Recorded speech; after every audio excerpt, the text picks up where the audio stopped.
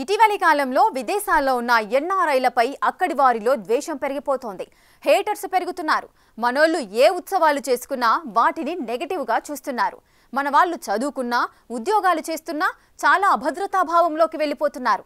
ముఖ్యంగా అమెరికా, ఆస్ట్రేలియాలో ఈ పరిస్థితి ఎక్కువగా కనిపిస్తోంది. నిన్న మొన్నటి వినాయక నిమజ్జనాల సందడిని కూడా టార్గెట్ చేస్తున్నారు కొందరు.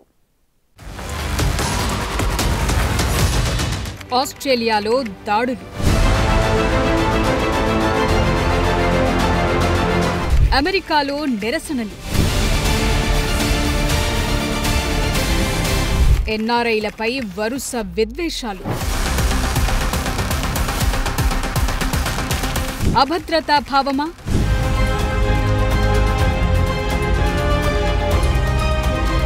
న్యూసెన్స్ అనుకుంటున్నారా?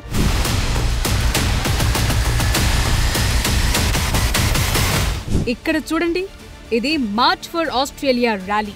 Sydney, Melbourne, Brisbane, Canberra, Adelaide, Perth, Hobart వంటి మెయిన్ సిటీస్ లో ఆగస్టు 31న జరిగాయి. మాస్ ఇమిగ్రేషన్ ను వ్యతిరేకిస్తూ ఈ నిరసన ర్యాలీ నిర్వహించారు. ఆస్ట్రేలియా సంస్కృతి, జీవన విధానం, సామాజిక ఐక్యతను కాపాడుకోవాలని పిలుపునిచ్చాయి. ఇందులో ఇండియన్లనే ఎక్కువ టార్గెట్ చేశారు. గత 5 ఏళ్లలో వచ్చిన ఇండియన్లు గత 100 ఏళ్లలో వచ్చిన గ్రీక్స్, ఇటాలియన్స్ కంటే ఎక్కువని అన్నారు. ఆస్ట్రేలియన్ బ్యూరో ఆఫ్ స్టాటిస్టిక్స్ ప్రకారం 2023 జూన్ నాటికి 8.4 లక్షల మంది భారత సంతతి వలసదారులున్నారు. ఇది యూకే తరువాత ఆస్ట్రేలియాలోనే ఎక్కువ మంది స్థిరపడ్డారు. 2021 సెన్సస్ ప్రకారం ఎన్ఆర్ఐలు ఆస్ట్రేలియా జనాభాలో 3.2% ఉన్నారు. ఆస్ట్రేలియన్లలో కొందరు ఇలా రోడ్డెక్కడానికి కారణాలున్నాయి. వలస వచ్చే ఇండియన్లు, ఇతర దేశాల వారు పెరగటంతో ఆస్ట్రేలియాలో ఇళ్ల ధరలు విపరీతంగా పెరిగాయట. దీంతో యువ ఆస్ట్రేలియన్లు ఇళ్లు కొనటంలో ఇబ్బందులు పడుతున్నారు. ఇండియన్లు ఎక్కువ మంది రావటం, ఇండ్లు కొనటంతోనే రేట్లు విపరీతంగా పెరిగాయంటున్నారు. వీటికి తోడు లివింగ్ కాస్ట్ పెరగటం, హాస్పిటల్స్ లో వెయిటింగ్ టైం పెరగటం, రోడ్లపై ట్రాఫిక్, ఉపాధి అవకాశాల కొరత, వీటన్నిటికీ కారణం వలసలు వచ్చిన వారే అని ఆస్ట్రేలియన్లు విమర్శిస్తోన్న పరిస్థితి. జనాభా పెరుగుదలతో బ్లాస్ట్ అయ్యే పరిస్థితి ఉందని, అయినా సరే తమ ప్రభుత్వం మరింత మంది వలసదారులకు డోర్లు బార్లా తెరుస్తున్నారన్నది నిరసనకారుల వాదన. ఎన్ఆర్ఐలు ముఖ్యంగా ఐటీ, మెడిసిన్, అకాడమిక్స్ లో నైపుణ్యం కలిగిన పనులు చేస్తున్నారు. వలసదారులు తక్కువ వేతనాలకు పనిచేస్తూ స్థానికుల ఉద్యోగ అవకాశాలను తగ్గిస్తున్నారని కొందరు ఆస్ట్రేలియన్లు భావిస్తున్నారు. మార్చ్ ఫర్ ఆస్ట్రేలియా నిరసనల్లో ఇది సాంస్కృతిక మార్పు కాదని, రీప్లేస్మెంట్ అని స్లోగన్స్ ఇచ్చారు. ఎన్ఆర్ఐలు ఆస్ట్రేలియన్ సంస్కృతిని మార్చేస్తున్నారని ఆరోపించారు. జాత్యహంకార నినాదాలను వాడారు. వలసల వల్ల ఆస్ట్రేలియా సామాజిక ఐక్యత దెబ్బతింటుందని వాదిస్తున్నారు.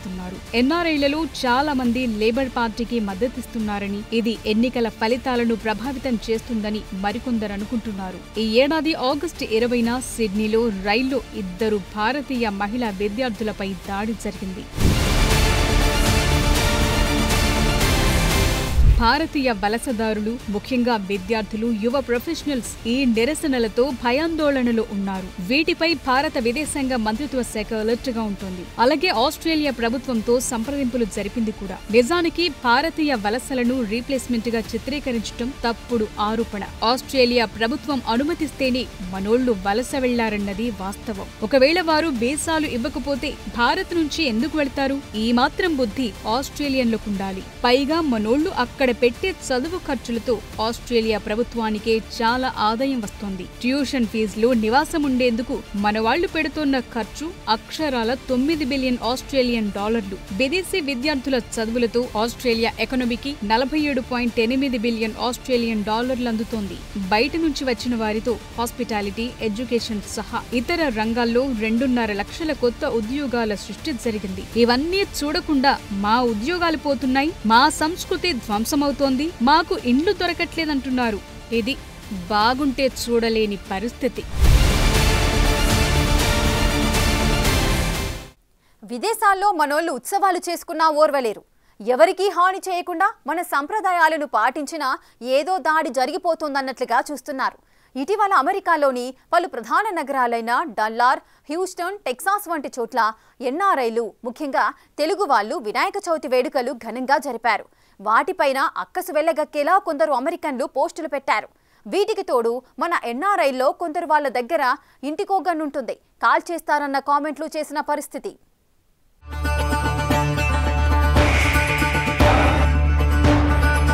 Dallas.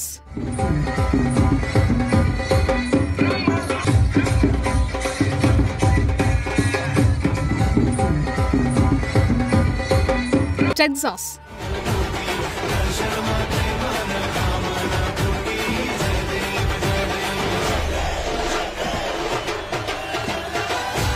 Houston.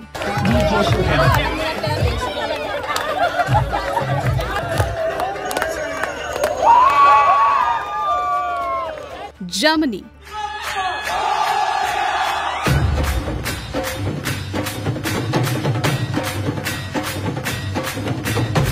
Scotland.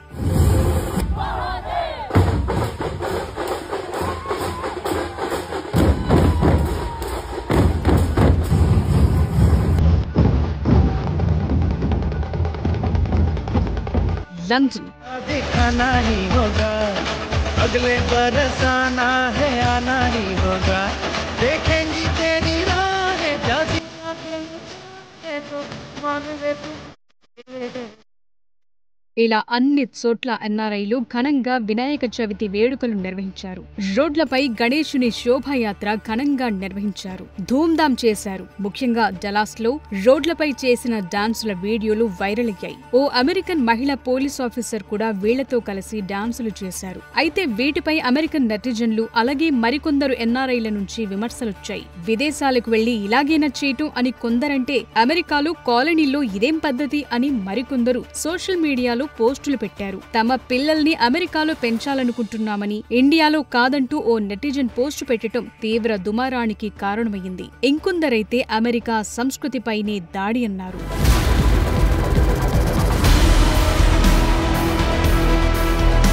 గణేష్ నిమజ్జనం అన్నది హిందూ సంస్కృతిలో ముఖ్యమైన ఉత్సవం. ఎన్ఆర్ఐలు తమ సంస్కృతిని విదేశాల్లో జరుపుకోవటం సహజమే, ఇది హక్కు కూడా. ఈ ఉత్సవాలు మన కమ్యూనిటీలో యూనిటీని పెంచుతాయి. మనోళ్లు చేసే ఉత్సవాలను చాలా మంది అమెరికన్లు స్వాగతిస్తారు కూడా. పైగా ఈ ఉత్సవాల ఉద్దేశం ఆనందంగా ఉండటం, భక్తిని ప్రదర్శించటమే, ఎవరిపైనా దాడి కాదు కదా. ఇండియాలో ఇలాంటి ఉత్సవాలు రోడ్లపై జరగటం కామనే కాబట్టి ఎన్ఆర్ఐలు అదే విధంగా పర్మిషన్లు తీసుకుని ఇలా నిమజ్జనం ఊరేగింపు చేశారు. దీన్ని తప్పుపడితే ఎలా?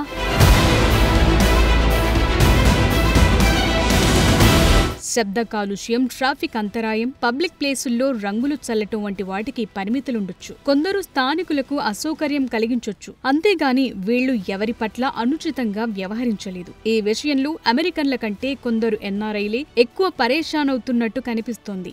అమెరికన్లకు ఇంటికో తుపాకీ ఉంటుందని, సౌండ్ ఎక్కువైతే కాల్చి పారేస్తారని కొందరు కామెంట్లు చేశారు. పర్మిషన్లు తీసుకుని ఇంతలా భయపడటమా అని మరికొందరు కౌంటర్ కామెంట్లు చేసిన పరిస్థితి.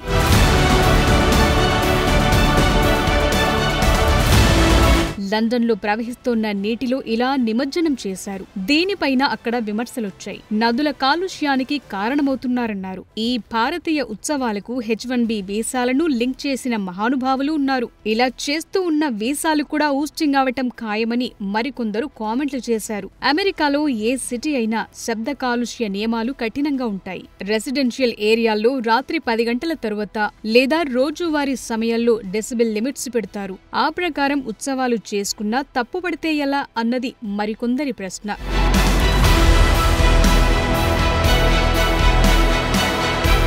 ఇప్పటికే భారతీయులపై అమెరికా చాలా ఆంక్షలు విధిస్తోంది. వీసాలపై నియంత్రణ విధించారు. మన విద్యార్థులు అమెరికన్ వర్సిటీల్లో చదువుకోకుండా ఆంక్షలు పెడుతున్నారు. ఇప్పుడు సామాజిక ఉత్సవాలపైన ఇలా విద్వేషంతో పోస్టులు పెడుతోన్న పరిస్థితి. ఇలాంటి పరిస్థితుల్లో ఎన్ఆర్ఐలు కూడా పర్మిషన్లతో ఉత్సవాలు చేసుకోవటం ముఖ్యమే. అయితే ప్రైవేట్ స్పేసుల్లో ఇలాంటివి జరుపుకోవాలన్న సూచనలొస్తున్నాయి. అమెరికన్లలో అందరూ డిస్టర్బ్ కాకపోయినా కొందరు ఇబ్బంది పడే అవకాశాలుంటాయి. డలాస్లో అదే జరిగింది. స్థానికులతో ముందుగానే మాట్లాడి వారికి నిమజ్జనం ప్రాధాన్యత చెప్పటం ద్వారా కొంతవరకు అసంతృప్తి తగ్గుతుంది. పైగా స్థానిక అమెరికన్ల సహకారం కూడా పెరిగే అవకాశం ఉంటుంది.